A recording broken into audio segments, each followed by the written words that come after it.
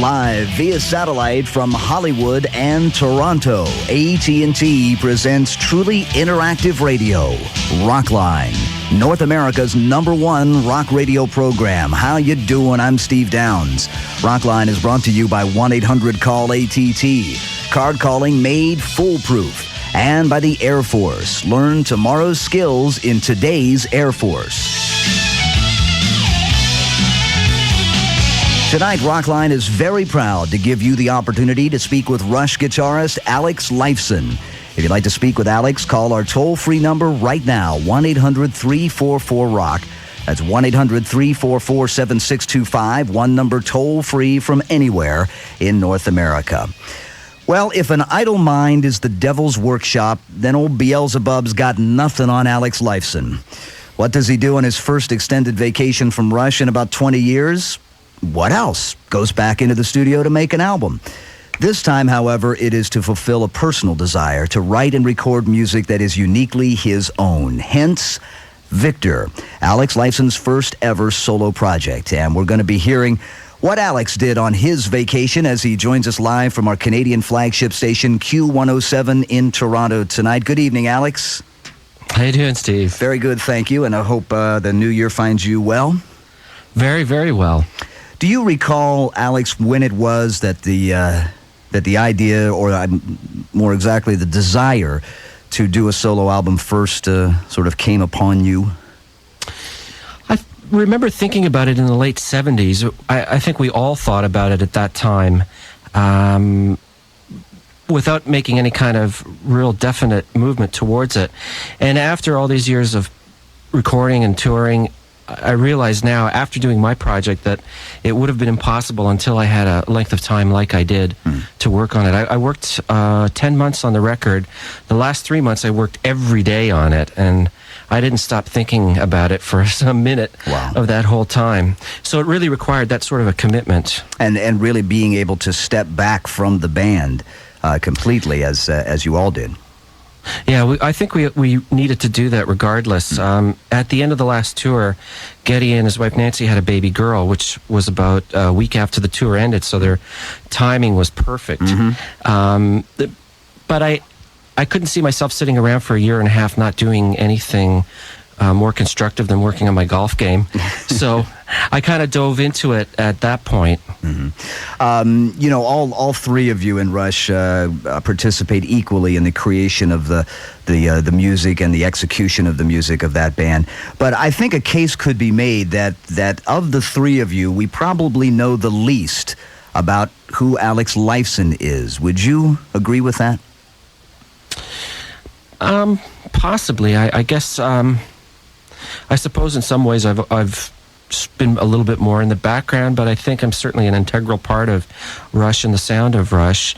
The other two guys happen to be brilliant at what they do. So, well, there's no question about that part of it, but I think it's more in terms of how much you choose to reveal about exactly. yourself. And I think for all three of us, we're very protective of our private lives, and when you do something like we do and you're always on the road and you're always in somebody's face, it's important to have something that's not really accessible to a lot of people. That doesn't belong to everybody else, yeah. Exactly. And I was just going to say that our private lives have been that thing. It's been an anchor for us, really, in this sea of craziness that touring and being in a rock band is. Delighted to be playing some tracks from the album. This, as a matter of fact, is the first single from Victor. It is called Promise. Alex Lifeson on Rockline. And how about them, all them New Year's resolutions? Keep that promise. That is from the album Victor. That's the name of Alex Lifeson's new solo CD project. Alex is joining us tonight to talk about that and anything else that might be on your mind. If you've got a question for Alex Lifeson, give us a call. Our toll-free AT&T number is 1-800-344-ROCK. That's 1-800-344-7625. Rockline is brought to you by 1-800-CALL-ATT. Card calling made foolproof. We are back live tonight. The phone ringing off the hook for your calls for Alex Lifeson. Before we get to him, we want to say hi to everyone listening to us tonight all across the Rock Radio Network in Canada and the folks tuned in to 105.1 KMJX in Little Rock and Gulf 104 in Tallahassee, Florida this evening. Hope to hear from you folks tonight and every Monday night on truly interactive radio Rockline. Alex Lifeson with us. Our first stop, San Diego tonight. Talon is on the line listening to Rock 102.1. Talon, you're on with Alex Lifeson. Hey, how you doing, Alex? Good evening. Good, Talon. How you doing? Pretty good. I'm just kind of wondering what the inspiration or the driving force behind Promise is. Like, are these songs that you've been holding on to, during the course of Rush, and just decided to make an album now, or is it just something that's hit you now? The idea. No, none of the songs were things that I had in my own little catalog. I kind of approached everything fresh. I co-wrote a number of songs with Bill Bell, who is another guitar player friend of mine that I'd met working on something else a couple of years ago. And Pookie and I have become very, very close, good friends. You must be if you can call him Pookie. Yeah, well, that is kind of weird when we're in public. And we stopped holding hands. So okay. It's not quite as difficult as it was. But we wrote a number of songs, that being one of them. And really, it was just fresh. And it was nice to work with somebody else. I love working with Geddy and Neil very, very much. But it was, again, I think really good for me to be around other influences and around other people and to be in a different situation completely. Those of you who are familiar with the work of another fine Canadian artist, Tom Cochrane, might recognize the name Bill Bell. The two of them have worked together over the years, have they not, Alex? Yeah, that's right. Actually, Bill did a lot of work on Tom's record last summer, as well as a couple of other records at the same time. Larry Gowan is another Canadian artist, and Kim Stockwood as well, that he's been working with quite extensively. So Bill's been quite busy. He's a fabulous guitarist and a terrific person to be with, full of life and energy, and I really like his company. Down to Florida we go. Robert is in Coral Springs tonight listening to 94.9 Zeta in Miami this evening. Hi, Robert. Hi. Yeah, I was wondering if Alex had recorded a song last year with Skid Row, Sebastian Bach. And I have another question. Okay. You might want to answer first. Okay, for that one first. Yeah. Actually, when we first wrote Promise, Sebastian was in town for Christmas. He's from fairly close to Toronto, and he's popped by my place and put a vocal on that song. The problem was that as things developed and as I wrote the rest of the material for the record, I really wanted to have one single voice on there, one single male voice. So when I talked to Edwin about working on the record and we got focused on all the songs, I decided to go with him. The take that Sebastian did on the song was really, really great, and Sebastian is a fabulous singer. And talk about energy. And the whole studio at home was shaking when he was out there jumping around, bouncing off the walls, doing it. And I really felt really badly about not using him on the record, because I know that it meant something to him, and he really enjoyed working on it. But unfortunately, I had to make that call, and I did. Robert, what's your other question? I heard Alex was also in Car Stereo Review magazine back in '94. I was wondering if he had some sort of special system, or, I've heard that the word killer may be applied to your system, perhaps literally, Alex. That was in my wife's car. I didn't have anything special, but it was quite a monstrous system, and I can't even remember all the things that went into it, but it was quite a system, and you could hear the car 100 miles away, actually, at mid-volume. So my son currently is driving around in that car, and he's blown the speakers a couple times, and I thought that was impossible. But again, he takes after his father, so. Blown the speakers. I think the doors came off, didn't they? Yeah. Robert, thanks for the call. Jack in the McAllen, Brownsville, Texas area, listening to the new Q94.5. Jack, you're on with Alex. Hey, what's going on? Okay, Jack, how are you? I'm doing pretty good. I'm actually in a pretty good mood. I was wondering, I've got two questions for you. What do you like most about working solo? Well, it was a very new experience for me. I think when I look back on the whole thing, I think just being in charge of it and the fact that I pushed myself much harder than I think I've ever done before. I've come out of it with a new sense of of who I am and what I want to accomplish, and a whole new work ethic. I love work now, and I can't get enough of it.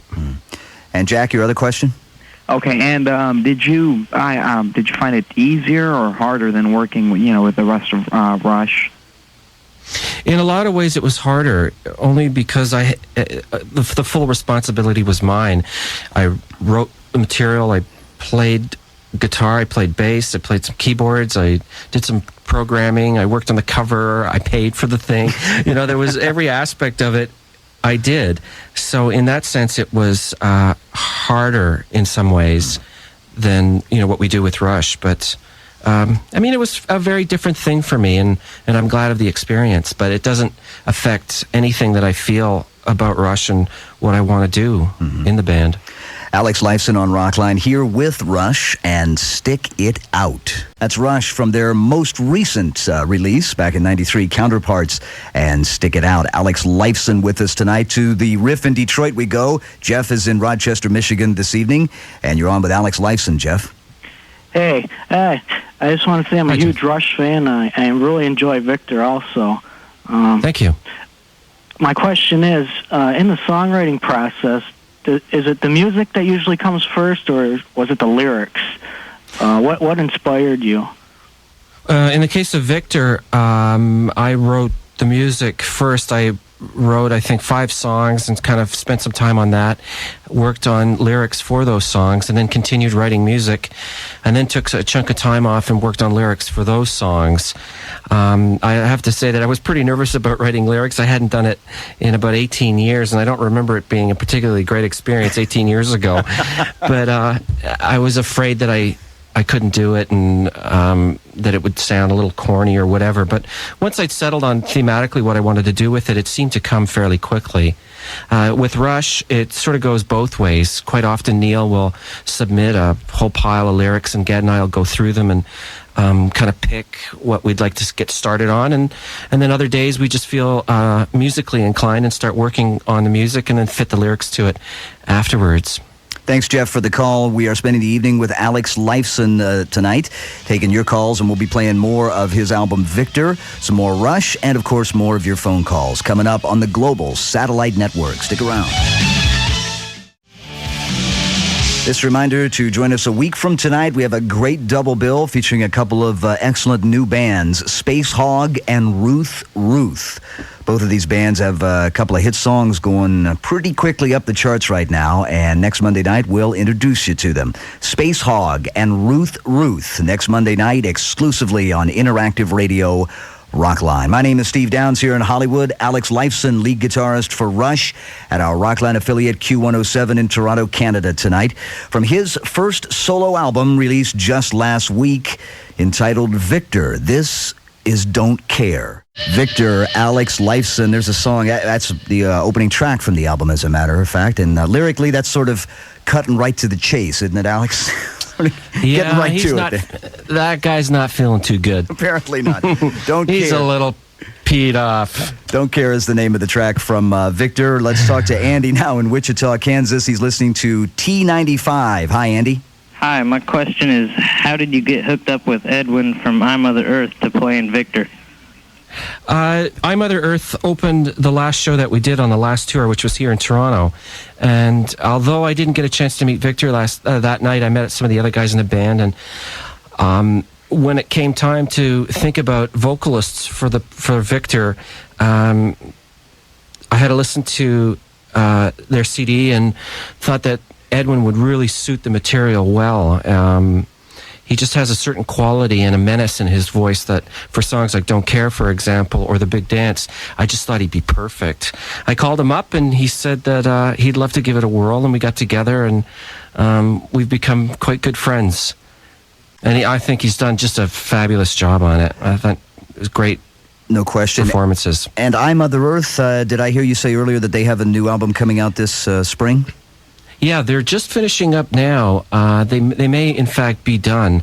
And I think they're talking about a release in the next month or two with a tour following, beginning in April. So look out for that. They'll be great. I played on one of the songs on the record, and the material is really strong. It's going to be a really good album for them, I think. Looks forward to that. Let's head to the Chicago area. Chris, listening to 103.9 The Wabbit in Chicago. He's in Grays Lake, Illinois. Chris, you're on with Alex. Hi, Alex. Hi, Steve. How you doing? Fine. What's your question, Chris? I wasn't supposed to say how you doing, but oh well. I actually got a request and a question. The request is, the song By Tour and the Snow Dog hasn't been played in about 50 tours, so could you maybe do it next time? And yeah, we were holding out for the 51st. And my question is, the Auden poem, Victor, is obviously pretty dark and disturbing. And what got you interested in Victor, and why did you decide to put it to music? I was fiddling around with the music. I wanted to have something on the record that was a little different than the other songs. I really wanted to have some variety overall on the record. I thought it'd be kind of cool to do a song where I didn't actually play guitar on and just did all the programming. I thought also, once the music had been written, that it'd be kind of fun to do a spoken word thing, sort of a pseudo beatnik kind of reading. And I opened a book that I have of his collected poems to Victor, and I read it through, and although Victor, the poem, is very, very long, I condensed it for the song. It really cut the essence of what the record was about, dealing with the dark side of love and how it can push you to do things that are pretty horrific. So it seemed to suit the record quite well. And not only, and I want to make sure I'm correct on this, Alex, but not only is the album named Victor, but the project, and indeed the people you're working with collectively, are also being called Victor. Am I right about that? That's right. I didn't want to call it the Alex Lifeson Project or the Big Shut, Big Deal Project. I mean, everybody that worked on the record was so into it, and and I just felt that it would be fairer to have everyone involved as more of a band project, and to salute them for it. Let's talk to Tom now in Springfield, Ohio, listening to 104.7 WTUE in Dayton this evening. Hey, Tom. Hey, Alex, I'm happy to be able to talk with you tonight. Thanks. I have two questions for you. First, let me say I think the record's absolutely brilliant. But I think only the first three songs there's a hint of your work with Rush, and the balance of the record seems to lean toward a more modern rock or more alternative side of rock. I was wondering if there was ever any discussion about marketing the album to other than traditional rock stations. No, we never really talked about that, and I never really thought about that. When I set out to do the record, I really wanted to wing it. Whatever I felt that day instinctively is what I kind of followed up on. So there was no game plan for it. As far as I was concerned, once I finished the record, it was done, and if no one heard it, that's okay. At least I did it. All of that stuff comes later, and it's usually in somebody else's hands. Yeah. That's better suited for that sort of thing. Really a myriad of styles on this record. You cover a lot of ground here. There's a lot of different places to go. Amanda in Hillshore, New Hampshire, listening to 100.3 WHEB in Portsmouth tonight. Hi, Amanda. Hi, Alex. Hi, Amanda. I have two questions. First, I was wondering, what kind of feedback have you gotten from Geddy and Neil on this album? They were both very, very positive and very supportive. They, I don't think, wanted to get involved in it in the early stages of it while I was writing and recording. I mean, they always asked how things were going, but I think they wanted to basically stay fairly neutral on it and didn't want to, affect at all what I was doing. After I finished, they were the first two people that I gave copies to, of course, and the feedback that I've gotten back from them has been very positive and very supportive, and I love them for that. Alex is at Q107 in Toronto tonight, near his own hometown there. Stan is in Brantton, Ontario this evening. Stan, you're on Rockline. Hey, Alex, Happy New Year. Hey, same to you, Stan. I was wondering if stuff you'll do in the studio with Rush will bring you new and maybe a different style of playing because of the solo album?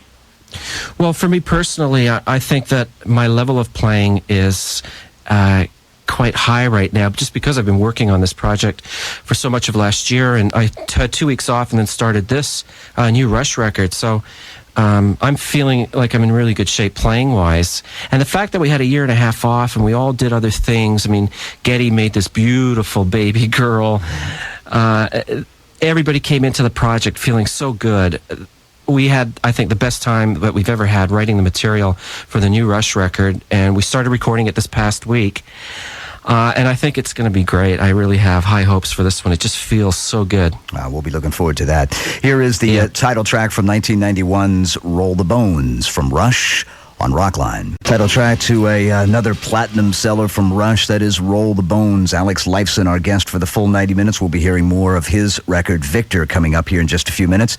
Send us a postcard now if you'd like a chance to win one of our brand new 1996 Rockline AT&T calendars. Just saw them today. They look real nice. You can have one hanging on your wall, and the one that you get will be signed by the guests that appear on the show during the month of January. To be eligible, put your name, address, and the station you're listening to right now on a postcard. Mail it to 1996 Rockline Calendar, P.O. Box 4383, Hollywood, California, 90078. The 96 Rockline Calendars are brought to you, as always, by AT&T. Back live with Alex Lifeson on Rockline. And this reminder, everybody who gets on the air with Alex tonight will receive a copy of Victor, courtesy of Atlantic Records, and a select few callers will be randomly chosen to receive a VCR Plus instant programmer so you can enjoy Rockline and your favorite TV show at the same time.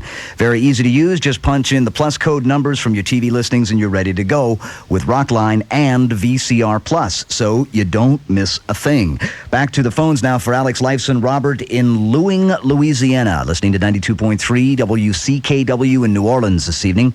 Robert, say hello to Alex Lifeson. Hello, Alex. How you doing? Good, Robert. And you? Yes, I'm doing just fine. Good weather down here today. Not so up here. I have a couple of quick questions. Years ago, you worked with Rick Emmett on a project, Beyond Borders. Right. Was that kind of the impetus for this project? Did you want to work more as a solo artist? No, not really. That didn't have anything to do with it. I've worked on a couple of projects here and there whenever I've had the opportunity, and I enjoy doing that very much. But no, specifically that project had nothing to do with this. Rick Emmett, of course, the driving force behind Triumph for many, many years. Kevin in Virginia Beach, Virginia, listening to FM 99 WNOR in Norfolk, Virginia this evening. Hi, Kevin. Hello. Hey, Alex. How you doing? Great. Okay. First of all, I want to thank you and the other guys from Rush for inspiring me to pick up the bass 15 years ago, and I think you're the most underrated guitarist I've ever heard. What I'd like to ask you was, have you thought about recording with the old Gibsons and Hi-Watts you used to use? Actually, I've got a Hi-Watt that I picked up for recording on this album that we're working on now, as well as my stacks after stacks of Marshalls, and I'm using the Gibsons quite a bit in the studio, but I do like using the Paul Reed Smith guitars live and also in the studio, so I have a whole pile of stuff that I go through. Got quite a setup there in your own home there, I understand, too. Quite a studio there in the homestead there, right? Yeah, we had a lot of fun. We managed to knock off pictures off the wall and other things that were sitting on a desk out there, and that became a contest after a while. Can we turn it up loud enough to knock things over? Vibrated right to the floor there. Absolutely. Let's talk to Ed now in Madison, Wisconsin this evening, listening to 101.5 WIBA FM. Ed, you're on with Alex. Hi, Alex. Love your work. Hi, Ed. Very strong album. And as I'm listening along to it, I see your sense of humor cropping up and shutting up. I'm just wondering what possessed you to put that on the album. I got a kick out of it. Well, the album was developing into quite a dark record, and I just wanted to inject a little bit of levity in it. So I got my wife, Charlene, and her best friend, Esther, who's a real character, in to do this little bit of nagging about the funny little habits that some of us have, and the silly little things that we argue about that end up becoming big things in the overall picture. We had them in there for about 7 hours, going through so many different things, and they were well lubricated with a couple bottles of wine. And by the end of it, of course, we couldn't get them to shut up. Of course, right. They just didn't. Once we got on a roll. And by the way, let me tell you, so we had a lot of fun with that one, though. It sounded like Charlene might have been having a little too much fun there towards the end. Yeah, well, Charlene's the straight girl. It's Esther that really takes over. Oh, there. Is that right? That was a great set. But that's Esther. Michael? You got to hear that track on the Victor record. Let's talk to Jerry in Jacksonville, Florida, listening to Rock 105 tonight. Hi, Jerry. How you doing? It's a pleasure to be talking to Big Al Dexter of the Orbit Room. Now you got it. I have one question for you, Alex. Your son Adrian co-wrote the music and did the program for At the End and The Big Dance. My question would be, could we possibly see a CD from him in the future? I sure hope so. He's written some stuff that just blows my mind. I mean, he's got a handle on creating moods and colors with music that is overwhelming. He's 18 years old. He's going to be 19 in March. And I think that he has a future in music, and I know that's what he wants to do. And I support him and stand by him 100%. Is he a player as well? Does he play an instrument? He's been playing guitar for 4 years. He's very good, even though I don't get a chance to hear him much. He's very secretive about his playing, but I sneak around the house and catch him when he's practicing. And he's a good player, but he's a really good songwriter, and he's developing those skills right now. And I think that perhaps in a couple of years, I might actually hear something from him. Great skill to have. Good question there, Jerry. Thanks for the call. Let's see if you can guess who's singing lead vocals on this track. This is from Victor on Rockline, the first solo record from Alex Lifeson. The song is called Start Today from Alex Lifeson's album Victor. And on vocals, well, it's not who you think it is. Let's put it that way. As a matter of fact, George, listening to Q104 in New York, has a question about that particular vocalist. George? Hi, how are you? Fine. What's your question Great. for Alex? I just wanted to know, where did you find Del Bello? She's her song, her sound is great. She sounds a lot like Getty from the earlier days, and I read about that in the Guitar magazine, but it was just I guess it was just a coincidence. Well, you know, it didn't occur to me when she did it, because I was sitting there in the control room staring at her in the studio doing it. We spent quite a bit of time on the song, but she's been around, she's a Canadian singer. She's been around for quite a while here in Canada. She has a few records out here, and she's got a record coming out very shortly, if it's not out already. She was just completing it when I was finishing up Victor. But she is just amazing. I mean, even when I hear that song today, it gives me goosebumps. She's got such power and such a sense of character in her voice. I loved working with her, and I think I felt totally in love with her on that day working together. She was great. A really smart, excellent person. Wonderful to work with. Hopefully this will give her some exposure down here in the States, and we can get clued in on what a lot of Canada has known for a number of years here. Del Bello is her name. Thanks, George, for the call. Scott in Miami, listening to 94.9 Zeta tonight. Scott? Yeah, hello. I'm a flight instructor down here in Miami, and I had read somewhere that you should do some flying. I was wondering if you're still sticking to it. Yeah, as a matter of fact, I just picked up a little bit of time on a Navajo going down to Bearsville, friend's plane. But more importantly, over the last couple of years, I've been flying with the Canadian Air Force on the F-5. Wow. I've got a couple hours on F-18s, but I've picked up, I guess, about 4 hours on the F-5. And last time I flew, it was chocks to chocks. Did the whole thing, taxied out, takeoff, did some air work, came back, did 5 touch and goes, and came to a full stop landing and brought it in, and they chocked it again. So that was my one of my thrills of my life to do that. I bet. How many G's were you pulling at one time? I think the max we pulled was 6.2 in the 18. That was a lot. That's a whole new way of looking at life, isn't it? It sure is. Scott, good call. Chris in Oceanside, California, listening to Rock 102.1 in San Diego this evening. Chris. Hey, how's it going, Alex? Good, Chris. You know what? I think Rush and you guys are one of the best bands ever.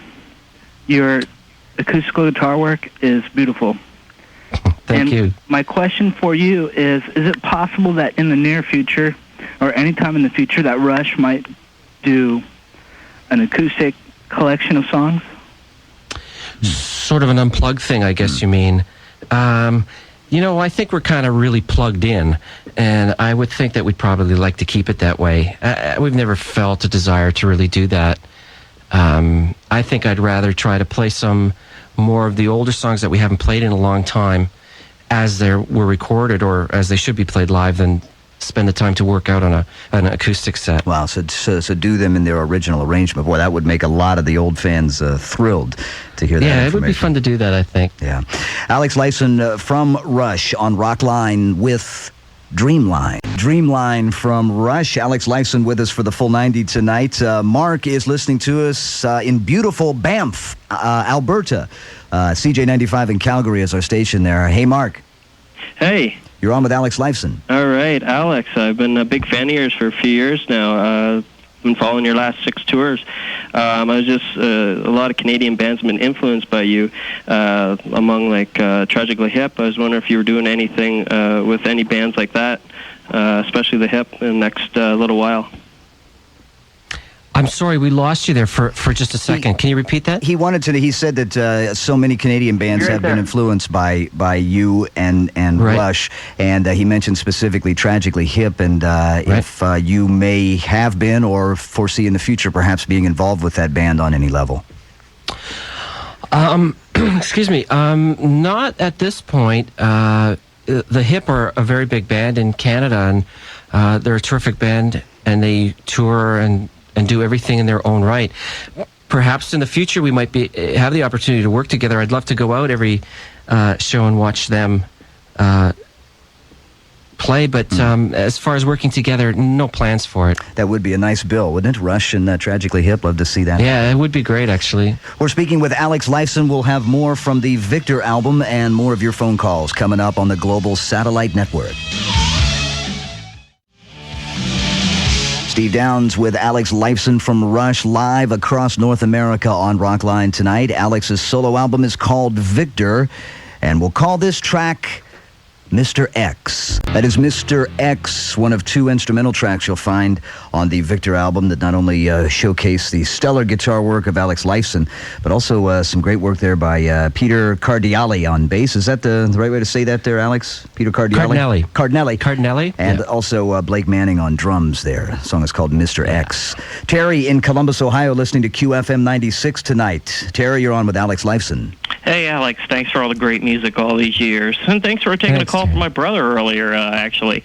My question was, a frequent topic on the National Midnight Star is your nightmares and how they've inspired some of the things you've written over the years. Are any of the things on this album from nightmares? Oh, well, this was a nightmare working on it at times, but no, they haven't been inspired by anything like that. And they're not so much nightmares as they are just very unusual dreams. But I've made promises to both Ged and Neil that I would never talk about it because they're so sick of hearing it. One of those dreams where you wake up and go, what the hell was that? That's right. Stephen in Lowell, Massachusetts, listening to Rock 101 WGIR FM in Manchester, New Hampshire this evening. Stephen. Hello, Alex. Hi. Hi. Just wondering if you still keep in touch with the B-Man, the author of Rush Visions, Bill Banashevitz. I'm not sure of the pronunciation. Yeah, no, not really. There you go.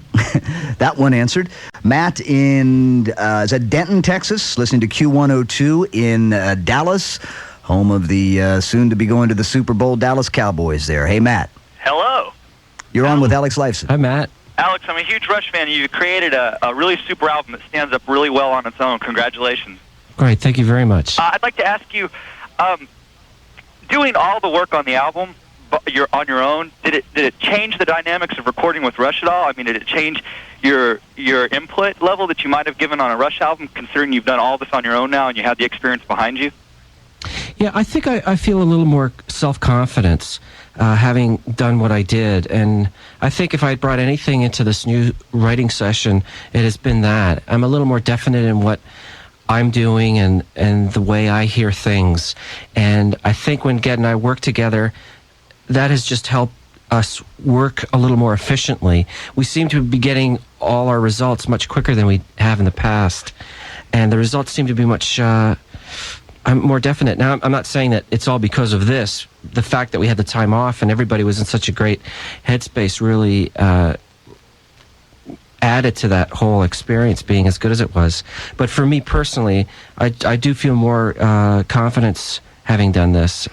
Thanks, Matt. Once again, Alex Lifeson from his album Victor on Rockline. This is the final track on that CD, I Am the Spirit. From the album Victor, Alex Lifeson and I Am the Spirit. We'll be back with some closing thoughts from Alex in just a minute on the Global Satellite Network. Don't go away.